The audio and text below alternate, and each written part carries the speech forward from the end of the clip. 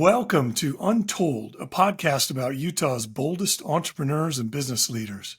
Their behind the scenes battles, breakthroughs, and what the heck were we thinking moments.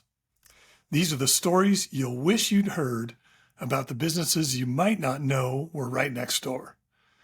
With me today is president of one of those very interesting businesses, Roger Knecht, president of Universal Accounting. Thanks for joining me, Roger. Pleasure to be here. It's nice to have a conversation. Great. Looking forward to this. So it's interesting when I when I first reached out to you, I saw your title and thought, oh, it's an accounting firm, and thought, I don't know if that's interesting for this podcast. But as I looked into it, I said, no, wait a minute. This isn't an accounting firm. This is something different. So tell us a little bit about what Universal Accounting does and what problems do you solve for clients? Certainly. We're a post-secondary school for accounting professionals. So essentially, I'm working with owners of bookkeeping, accounting, tax businesses. We're working with the owners to help them grow their companies and, more importantly, train their staff to offer quality accounting services. So we're offering trainings, programs, curriculum that's really geared around bookkeeping, marketing, sales, QuickBooks, just a variety of classes that individuals may take to excel in their career. But most importantly, give them the ability to both confidently and competently service the small business community with accounting services. Oh, okay. So that kind of makes me think of, was it 3M that said we don't do accounting. We help people do accounting better. Oh, there you go. All right. Well, cool. So, you work with a lot of professional firms. Yeah, I'm interested if there's one growth tactic for creating value in these firms that you swear by, but that a lot of firms ignore. Wow, that's a great question. So one of the things that we emphasize here is giving the accounting professional a voice.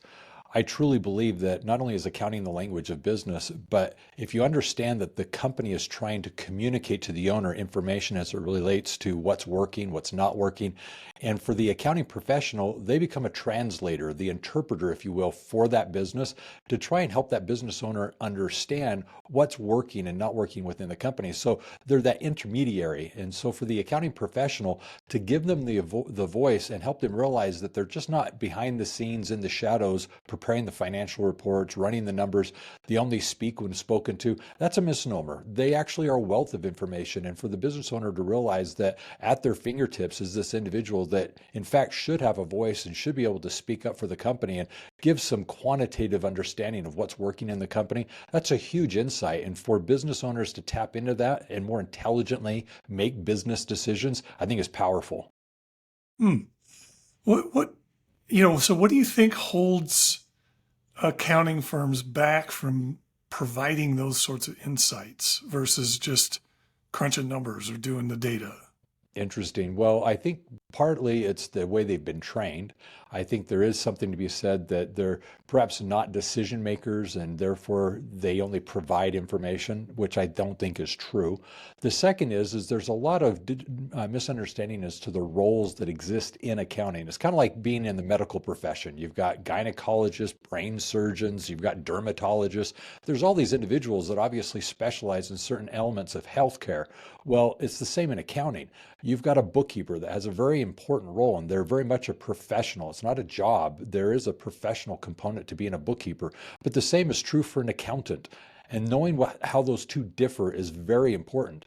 And then you go from that to a tax preparer. Well, a tax preparer is far different than a tax strategist or an advisor. And so when you start to understand that there's these different roles, you start to really appreciate who a CFO is versus a business coach or advisor. All of a sudden, these people take on very specific purposes within an organization, and a good business taps into each of them individually. There is a very valuable component to a bookkeeper versus an accountant. And what we want to do is just understand as business owners how we can leverage those to our advantage. Great answer. So in the business that you're in, you're working basically with, every accounting firm owner is an entrepreneur, right, of some sort. So What's one common myth about entrepreneurship that you wish you could erase for every business owner? Honestly, there's quite a few. And to your listeners, I hope this is something that they can maybe identify with and understand. I think first is the enticement of being an entrepreneur comes with this allure of freedom and independence. Well, you're free to work 24/7. You're independent in the sense that you can be consumed by your business. The thing that I think is very important to realize is that success comes with sacrifice. You have to decide what you're willing to give up in order to be successful. Something's going to have to give. And I think one of the things that's very important for an entrepreneur to realize is that passion that they have to be successful in business comes at a cost. And what they have to realize is how much are they willing to pay for that? But more importantly, what are they going to not give up for that? I do believe in the phrase, and it's something I was raised with, that no success can compensate for failure in the home. I think family's first. And so, too often, even though sacrifices are given with long hours and missed opportunities, we have to also understand that the relationships that we have to find time to actually sustain them, whether it be with our siblings, whether it be with our parents, whether it be with our spouses, our children. These are things that we can't neglect to the point that they become lost. And so, there's this thing that you're doing as an entrepreneur. You're trying to manage all of that while you're being passionate about the thing that you're building as you're starting and growing your company. Mm. Yeah, keep the top values really at the top. Interesting. So, I'm curious because that sounds like it's potentially a lesson that has been learned. Or let me reflect that the other way. I believe what you said is true, but I have not always kept that in balance. I've made mistakes along the way that have led me to be able to give insight to people now. So I'm wondering, if you look back at your history, is there a mistake that you made along the way that you wish you would have known as you were starting your journey? Mistakes, yes. I'm not perfect. I've learned some of these lessons through trial and error. Fortunately, I've learned some of these lessons by observing others. I don't have to repeat the mistakes that I've seen others make. Good. So, Mhm. yeah, what mistake did I make? Possibly getting too emotionally involved in some business decisions, having ego come into play where instead of making the right decision, I was stubborn and just did what I thought needed to be done. And maybe I was protecting my ego.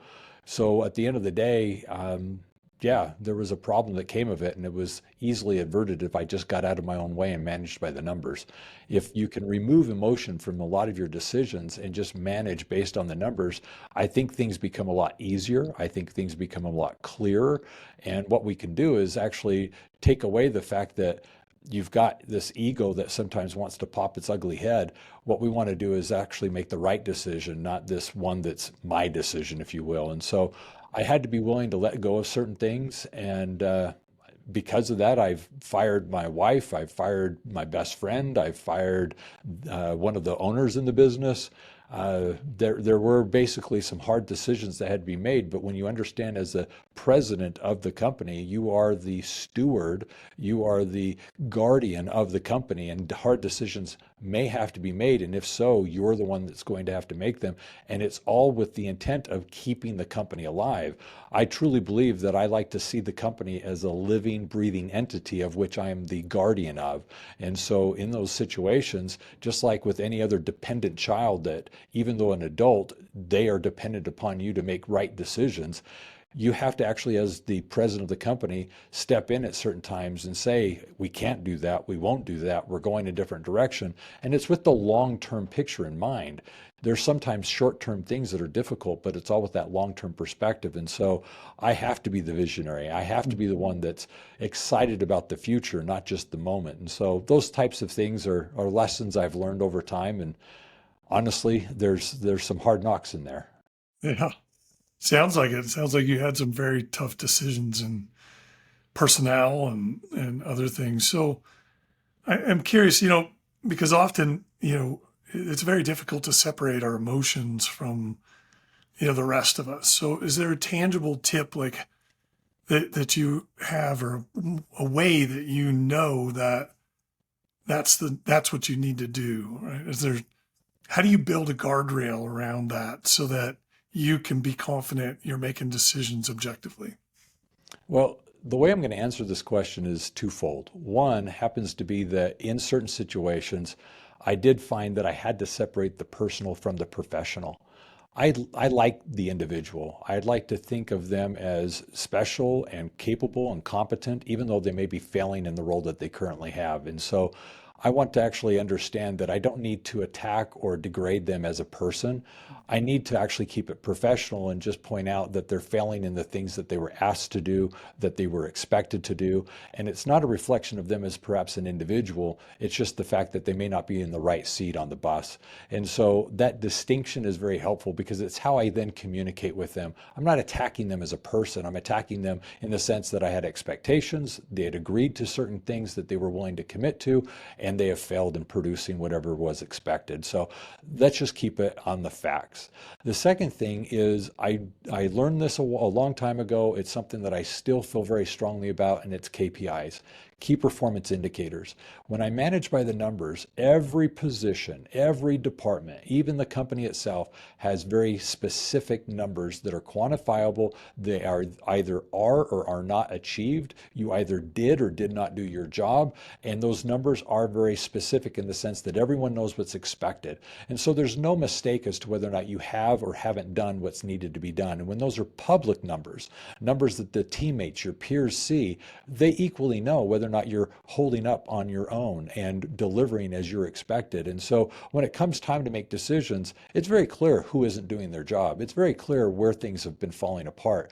And so those key performance metrics, having one specific thing that everyone understands is expected, having, say, 3 to 5 supporting metrics, it's just very easy to manage the organization. When someone's doing what's expected, you can congratulate them and move on to the things that need attention. And then if you can just keep it professional and not personal and just go at it from the point of view of this is what's expected, this is what was agreed to, you either are or aren't doing it, just makes the conversation a little bit more clear and less attacking at a personal level. Oh, great. Yeah. To help not make it about the person, make it about the problem. I'd Awesome. just like to think that if I ran into an individual whom I've let go or who has decided to move on at a supermarket, at an event or something, that they would at least feel comfortable enough to come to me and say hello and be friendly. I happen to be a Christian, and as a Christian, I'd like to think that as I engage with individuals, they, at the end of the day, still feel my love for their well-being. I think that's an underlying characteristic that hopefully people, as they interact with me, sense or feel. I do feel that I'm serious. I know that people say of me that I'm intense. So I know that that exists, and so I can be intimidating.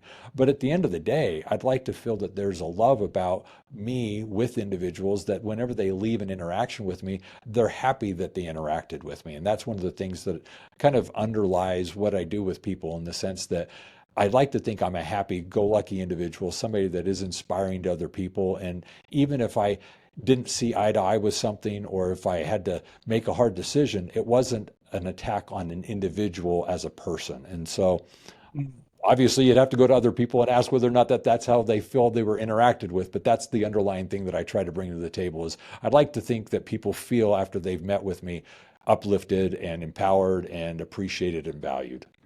Wow. Oh, that's great. I'm curious if your faith has informed any other parts of your leadership. Oh, very much so. I'm a God-fearing person, and because of that, I do feel that at one day I'll have to give an accounting. Gerd, there's a good word for you, an accounting for my decisions and the actions that I've made. And so I don't feel that I work in a vacuum or a bubble. And because of that, I don't feel I can take advantage of opportunities as they may present themselves.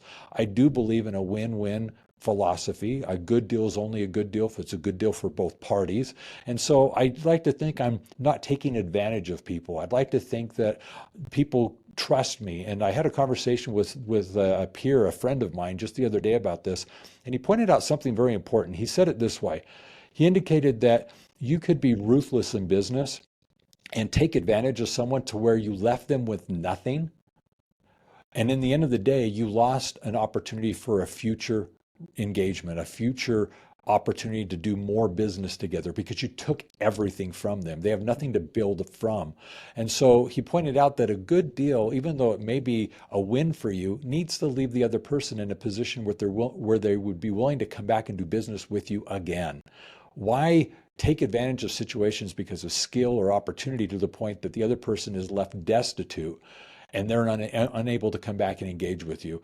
Also, consider the ramifications of what they're going to say. And then lastly, one of the things that I really want to emphasize with this is I come at life through the lens of abundance. I don't believe that for me to succeed or be successful, it has to be at the detriment of someone else, that someone else has to lose, someone else has to be, taken advantage of or taken from. That's not how I choose to view life. I view life as being that there's plenty out there for us. Certain customers of mine are drawn to me. Others are going to be drawn to someone else. There's plenty for someone else, my competitor, to be successful. It doesn't have to be at their loss. Now, does that mean I'm not competitive? By no means does that suggest that. I'm very competitive, but I don't go at it from the standpoint that everyone else has to lose in order for me to win. That's a fine distinction, actually. It's one I've wrestled with as a ex-athlete and other things. Competitiveness is a gift, but if you turn the volume up too much on that, you can move into the win-lose. Yeah, I don't want to alienate mindset. other people. I have healthy Yeah. relationships with my competitors. I know who they are. And when I have opportunities to start a conversation or dialogue, I'm happy to engage with them. I learn from them. I'm driven because of them. I mean, they cause me. I strongly believe in capitalism. I feel that they make me a better person because of the competitive nature of things. So, yeah, I welcome it. Um, this is a little oddball question, All but right. you've worked with hundreds or thousands of accounting firms, and businesses. What's the weirdest or most unexpected thing that you've seen in a set of business financials or in a company that you've worked with? I don't know if I can say the weird. Well, I'll give you a few. They're not that weird, but I'm always shocked when I go into a business, and unfortunately, when I'm looking at their P&L, they at the top just have one line that represents the revenue. They unfortunately have no distinction between where the revenue is coming from, what products are being sold. They don't break it out and have the history to know how things have been evolving in the business. In my opinion, they're running blindly as it relates to where they make their money. So that one's always something that just throws me off. I just don't understand that. And so that is very weird. The other ones might be the commingling of funds where you see the business owner running their personal affairs through the business. That's always a shock to me. I just think that's, it's a horrible tax strategy, but at the same time, I think it's a horrible way of running your business because you honestly don't know what you have. You're commingling to the funds to the point that it's not clear whether or not you're running a profitable business or doing anything well. I think that it's just a horrible representation of what's going on in the company because you've just messed up all the numbers. So I guess those are two things that come to mind. But just because of your question, I'm going to answer it this way. I have been in conversations with accounting professionals where they don't see the priority as profit. And I think this is very interesting when I'm interacting with someone who understands accounting, but they see more value in, let's say, the relationships or the process. At the end of the day, one of the things that I really do want to emphasize is that the purpose of business, I'm not talking about nonprofits and so forth, but business is to be profitable. If you are not running a profitable business, you do not have the means to navigate the challenges that will present themselves in business. Because you're not profitable, you will not be able to invest and adapt your business as things become more competitive. You're not going to be able to embrace technologies. You're not going to be able to hire as needed. All of these things come at the detriment. But why? Because you're not running a profitable business. And so have I had my business challenges? Of course I have, but it's all with the intent of I've got to figure out how to do this profitably. And so whenever I work with an accounting professional where that isn't the driving force, they're just doing the accounting, they're recording the transactions, they are indifferent to the success of the business, that astounds me. So there are a few of those accounting professionals out there, unfortunately. I think our role as a profession should be to help business owners be profitable. If they're profitable, we keep clients. I mean, that's the whole goal here. Right, right. Well, I have to admit to a little bit of relief that trained accountants can struggle as much as the rest of us with business fundamentals. Oh yeah. Well, business So is business. It can get ugly. yeah, yeah. Well, and if you don't know, like you said earlier, if you're running blind, right, then you've got no, you can't see when you're about to hit the wall, right? Mhm. And nobody, yeah, everybody wants to avoid that. Well, let me just So, mention something here that's related to this. Businesses need to be able to adapt. And one of the things that's very helpful in order to adapt is knowing the numbers because you're able to see what's working and what isn't. And you can see what's changed over time. This was working last year as a, let's say, a proven advertising or marketing method. It had an ROI. Now it doesn't. I'm currently being faced with that right now today. Something that worked last year isn't working this year. Well, I can just ignorantly continue to move along doing what isn't working anymore because it did work and I'm just going to be stubborn and just keep doing it. Or I can recognize, okay, we see the trend, it's not changing, we're trying to force a change, it's not happening, I have to adapt. I've got to find an alternative. And we've done that over the years. I've been with the company now nearly 30 years. That's 3 decades.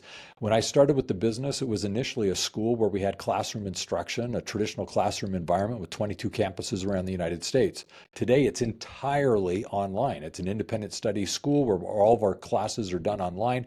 Well, the change and evolution from that is simply because of the fact that 20 years ago, something that was working stopped. Something that was expected and so forth didn't work anymore. Technology came to the point where I could stream video on the yeah. internet. Well, back when we started 30 years ago, the internet wasn't what it is today. YouTube didn't exist. Well, the ability to give quality instruction is totally different today than it was back 20, 30 years ago. So these things as a business, in order to be relevant today, that product you perhaps started the company with may come to a point where you no longer offer it and you're Hmm. offering something totally new.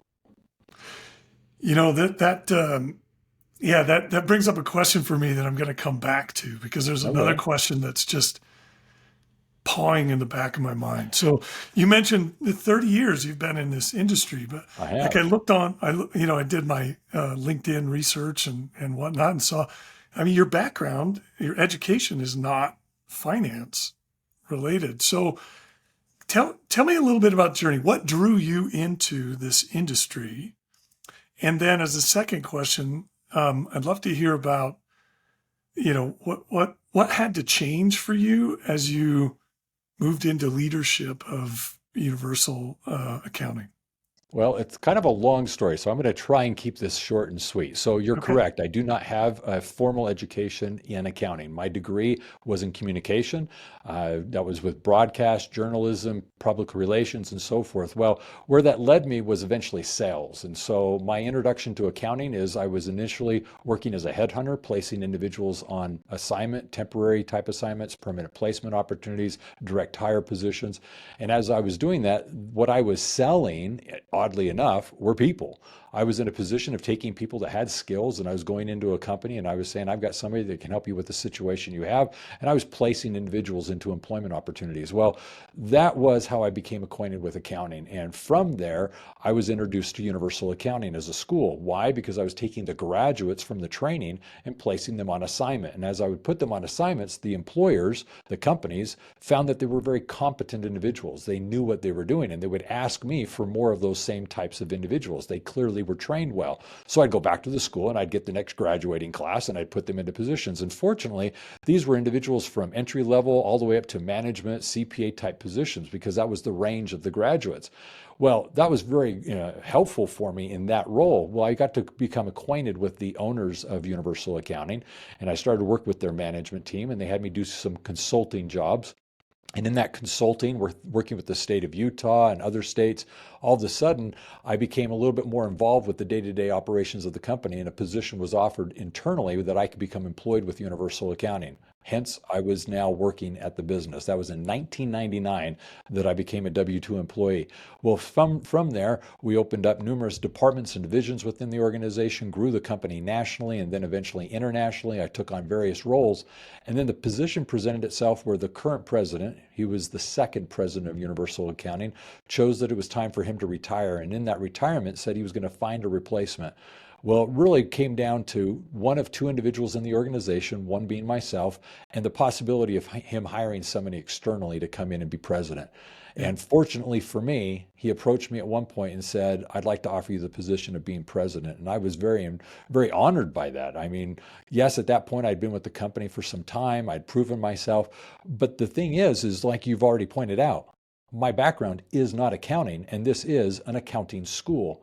So there was this imposter syndrome of sorts that I'm going to run a company. I'm going to be president of a school where I don't have that formal education in the sense that I'm not a CPA and so forth.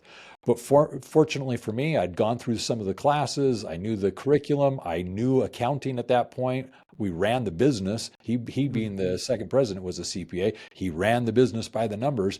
So I'd gotten enough confidence with accounting that I knew what I was talking about.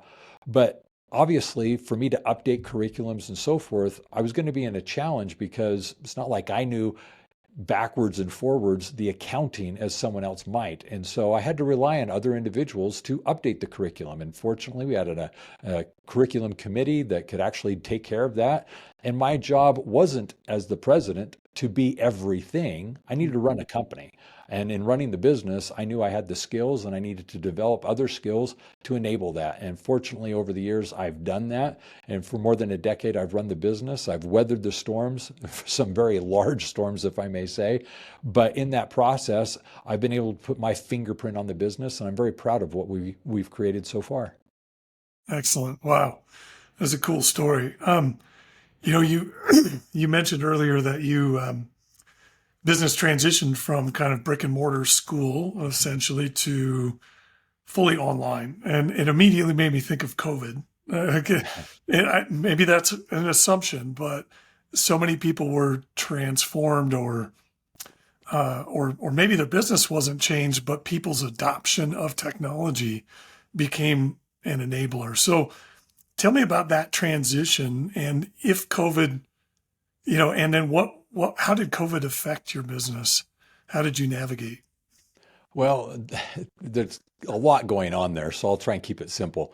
Fortunately for us as a school, we had already transitioned away from the campus instruction and we had Ah, gone online prior to that.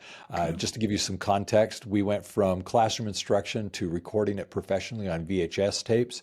We went from VHS tapes to DVD. We were in the point of now transitioning possibly to Blu-ray, and at that point decided to actually go online and start streaming, and then the quality of that has increased over time. So there was this evolution You prior were to early. COVID that was Wow. already in place. And fortunately, we were ahead of the curve in that regard. Now, as it relates to COVID, that was very disruptive for us. Probably more internally with employees and so forth. It really did cause us to open up, at least in my mind, the willingness to actually work with remote employees. Now, we had already made that employee change. We had gone from a campus, a headquarters, if you will, of most of the employees working in office to prior to COVID, I had literally three employees working at the office. Everyone else was remote. But what it did is it caused us to be more willing to actually hire in basically other states and work with people outside of the United States. I've got a number of VAs that I work with that are from Africa, Philippines, and so forth. And it's just the willingness to actually just, kind of open up what the business model can be with technology. And so COVID itself was a very good thing for our business. And I would say the first maybe month or so was very disruptive in the sense that everyone was clueless as to what was happening. But once everyone started to realize that they were going to be working from home and so forth, we as a school thrived. We had people that were now kind of doubling down on their curriculum, going through their courses. People were doing the training, they were completing the training. More people were starting to enroll to take advantage of the time at home. So for us as a business, we thrived. And so it was a very good thing for us. And it became lemonade, if you will. So that was a very good thing. But the lessons we learned from COVID that we've now been able to implement in the business after the fact is just the clarity of job expectations, those key performance metrics, managing from a distance. Just a lot of things became Mm. clearer because it became so necessary to grow the business. It sounds like you were close already to the model that you have, but COVID just kind of nudged some things into the current version. That's cool. Yeah, and this is Mm. what the nudge was. Prior to COVID, my preference was I wanted staff internally at the headquarters in the office, that I could work with them on a physical level. I became very much more open to and willing to work with employees remotely. So beforehand, it was an earned privilege. It was something that wasn't a right. You were hired locally and given the opportunity to work from home. After COVID, I was much more understanding of the fact that I couldn't hire only locals and then give them the privilege of working from home. Even though most were working from home at that point, I was more willing to now hire individuals from other states, individuals I'll never meet in person, individuals that work, in their closets or home and never interact with any other employee personally. And that's a whole paradigm shift. And it was Yeah. it was something that was difficult for me. I, I'm I I, for years, worked with remote employees within the company. This is something we've had for a long time prior to COVID. But I always had, as the president of the company, this nagging fear: they're not working. They're at Home Depot. They're not working. They're watching TV. They're doing their laundry. Nobody's working in this company. And I was just overwhelmed with this concern that no one is working. Well, even though the metrics were there and the key performance indicators could show whether or not things were being done, it was still this nagging thing of whether or not they were working.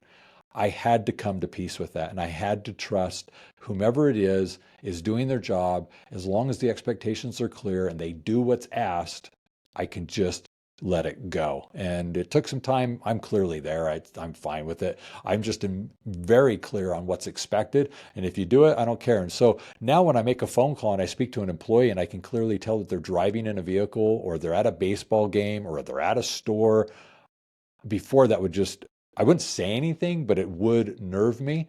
Today, I'm totally fine with it. I just today spoke with my one of my managers, and she started the call by saying she was at her son's baseball game. Well, that's clearly fine.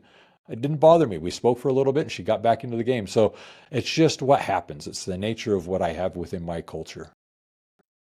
It's such a fundamental mindset shift that you just described that I've heard a lot of people struggle with. And I think, you know, it's that clarity of expectations, I think, that is the key to that freedom. When you can be clear about that and objective and measure whether people are doing their job or not, then you don't have to worry about the how or the what or the when or the The where. when. Right? you know, and I think that, in my experience, creates the win-win that we all look for. It's just that as a leader, a lot of times, if it didn't match up with my how, it brought that concern, right? It brought that fear. So thanks for outlining that journey. That was great. Yeah. I'm curious, so just shifting a little bit to what you're dealing with now and where you're going. You mentioned earlier that you were in the midst of perhaps a pivot, that something that was working is not working now. Mhm. I'm curious, so what, can you share more about that? Is there anything that you're focused on right now, solving next? Well, yeah, I'll give you one example. One example is Google. I'm not their fan right now. One of the things that Google is doing, and for those of us who generate leads through Google, whether it be SEO or SEM, you understand that it is the preeminent place for search engine optimization, but at the same time for lead generation through Google AdWords.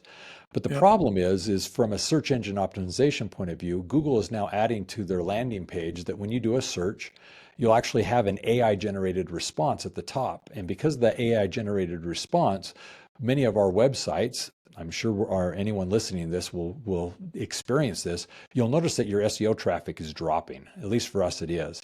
And it's really kind of interesting. The AI generated response that the person's receiving in their search is possible because Google has actually crawled all of the websites that it previously has been offering as results, gathered the information that we've put together, we've compiled, we've actually written all the answers, and through its AI, it's gathered the response to provide to the user to where in that search, they don't need to go any further. They got what they were looking for, and they don't need to click on the paid ad, nor do they need to search or go to the search engine optimization result that was provided to them. So their search is over, and they're not going to the websites any longer. So That's hurting our business. We're not getting the traffic. AI is now affecting us there.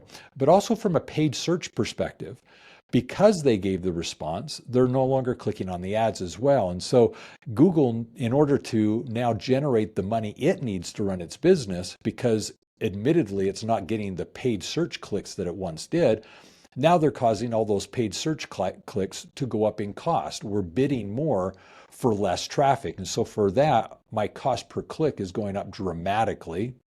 My cost per lead is going up dramatically. And unfortunately, what they've done with Google AdWords is they've caused that the AI that now manages the Google Ads campaigns is really disruptive. We've in the past been able to manually kind of dictate how we want to spend our money in the Google Ads campaigns. Well, now with the AI trying to figure this out, if you will, for everyone's sake, and I can go off on a tangent there, the AI is messing everything up. Clearly, things that we should be appearing for with paid searches, we don't, and things that we shouldn't be shown for, we do, and we're getting garbage as it relates to the leads. So now I'm paying more money for a lesser quality lead. Therefore, my closing rates are going down. So my cost per acquisition is skyrocketing to the point that my business model isn't working as it once did. In fact, it's almost to the point that it's destroyed. Well, is this going to change? No. Google is moving in this direction because it wants to be seen as that source that it can actually provide for the end user the answer that they're looking for in that AI response. And it's a quality AI response. Kudos to them for generating the technology to offer that to their customer. But I'm the paying customer. And at the end of the day, I'm disruptive in my business and I have to adapt because this isn't going to change today, tomorrow, or next month. In order for me to be profitable, I've got to do two things. I've got to go find a new lead source, something else that I can do. And fortunately, I have other places that I can go that I need to now double down on because Google is changing. But at the same time, I'm realizing that my cost per acquisition and so forth is changing to the point that my price points are also going to change. In essence, inflation is affecting me from a marketing point of view. And so the costs for me to now deliver this have gone up dramatically, and I have to be willing to adapt my price point. Well, my consumer is the one that's going to have to now adapt because what I have to offer has to be so much more expensive for me to provide that as a training, as a course, as a curriculum. So my industry is being disruptive, as I would expect many others, if you're especially involved in either SEO or SEM. No, I think you're right. I think across a lot of industries, AI is genericizing basically stuff that used to be branded, or bespoke sort of product. We're all kind of unwillingly have become private label suppliers of information to AI. Right? Everything I post, right, or I write goes in to feed the AI engines. So standing out in intellectual property and knowledge becomes harder. There's a lot of things changing right now, and it's changing quickly. And so, right now, the name of the game for many businesses, I feel, is adaptation. How quickly can you pivot to stay relevant? And that's really the challenge that I think we're all facing. Now, I've been doing this so long that I do believe we'll be fine and we'll work through this, but it's hugely disruptive. What we're experiencing here, and I believe for the next, say, 18 to 24 months, is going to be challenging. Yeah, and I think too, if you can't beat them, join them, right? So, how are you leveraging AI to help improve your business or transform your business? Well, as a school, we're trying to use it in a variety of ways. One, from an instructional format, it's been helpful. We provide independent study, so the video instruction that we're able to offer, the PowerPoint presentations that we produce, the curriculum that we're offering to leverage AI is very helpful in those aspects, and it can accelerate things. But at the same time, what we have to also recognize is even though it's now doing a good portion of that work, we still have to now put the personal fingerprint on it and go through and make sure it's not hallucinating and putting up, bad information. We've got to make sure it's personable enough and it's something that has a vibe of universal accounting. So there is still this last touch element to it, but I think it is accelerating what we're able to offer as a school.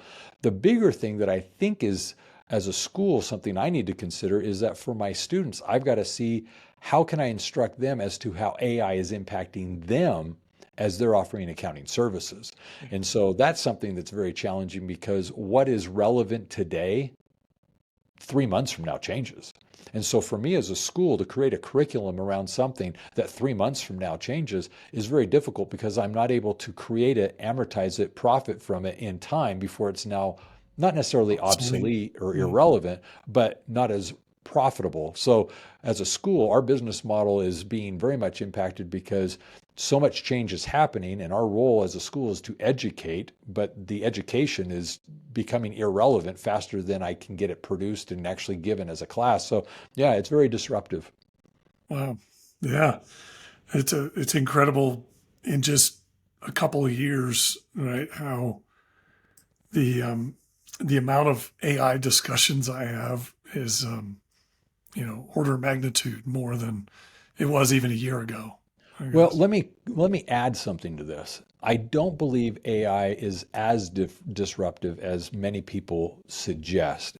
It's a tool. Hmm. We still need human interactions. We still need somebody looking over AI and making sure it is what you're willing to now bring to the masses. And so it's a tool.